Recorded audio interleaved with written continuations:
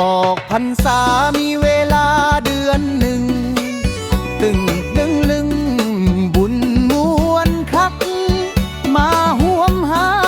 ห่วมแหงศรัทธาสร้างบุญนำพาใจฮักสารสุขนำกันเด้อพี่น้องเอ๋ยเอาบุญใหญ่เด้อพี่น้องเอ๋ยร่วมทอดกฐินสามัคคีถวายผ้าไตรตามศรัทธาที่มีบุญนี้นำพาหอดผู้อยู่ฟ้า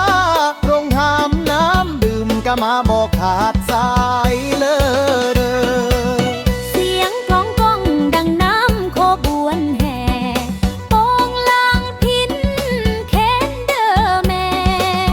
การสินดินดำบ้านเฮาเฝ้ามาเอาบุญนำกันเด้อ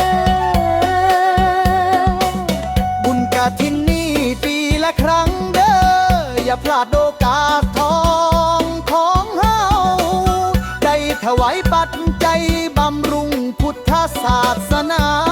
บุญแห้งบุญใหญ่อานิสงส์หลายเด้อเอาบุญใหญ่เด้อพี่น้องเอ้ยห่วมทอดกฐินสามัคคีบุญนี้สิพาโชคดีมีสุขทุกคืนวันเจอกันที่วัดป่าชัยมงคลตำ